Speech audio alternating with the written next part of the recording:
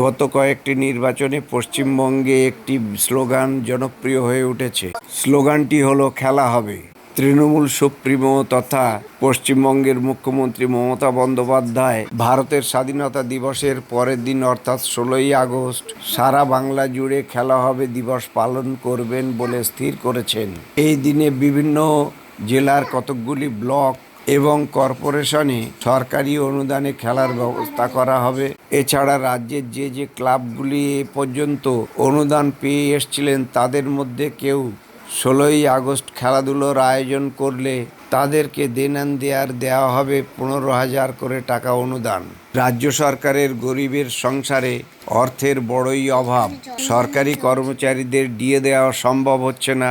উন্নয়ন ব্যাহত, দ্রব্যমূল্য বৃদ্ধি করে জিএসটি তুলে রাজ্য চালাতে হচ্ছে, আর বহু টাকা হাঙরেরা চুরি করে নিয়ে চলে গেছে। তবুও তো তারা রাজ্যের মানুষ। সব দিক বিবেচনা করে পশ্চিমবঙ্গের মুখ্যমন্ত্রী ছেলেপুলেদের আমোদ প্রমোদের জন্য এবং ক্লাবগুলোকে হাতে রাখার জন্য এবার তিনি এগিয়ে এলেন 15,000 টাকা অনুদান তুলে দেওয়ার জন্য।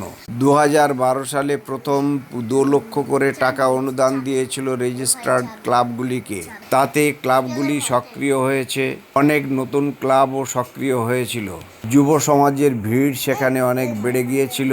মমতার অনুদানে তুষ্ট হয়ে তৃণমূলের সিম্বল এবং নেতাদের ছবি তারা ক্লাব ঘরের গায়ে এঁকে দিয়েছে।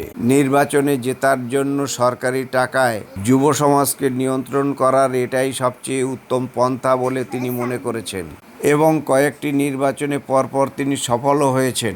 2013 সাল থেকে পরপর 3 বছর 1 লক্ষ টাকা করে অনুদান দিয়েছিল রাজ্য সরকার, কিন্তু কোনো ক্লাব প্রয়োজনীয় শংসাপত্র না দেওয়ায় মুখ্যমন্ত্রী সেই অনুদান বন্ধ করে দেন।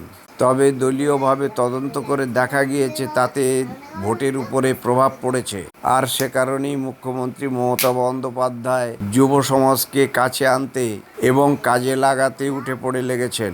2026-এর নির্বাচনে সঠিক সহযোগিতা আদায় করার জন্য খেলা হবে দিবসে প্রত্যেক ক্লাবকে 15,000 টাকা করে অনুদান দিতে তিনি প্রস্তুত হয়েছেন।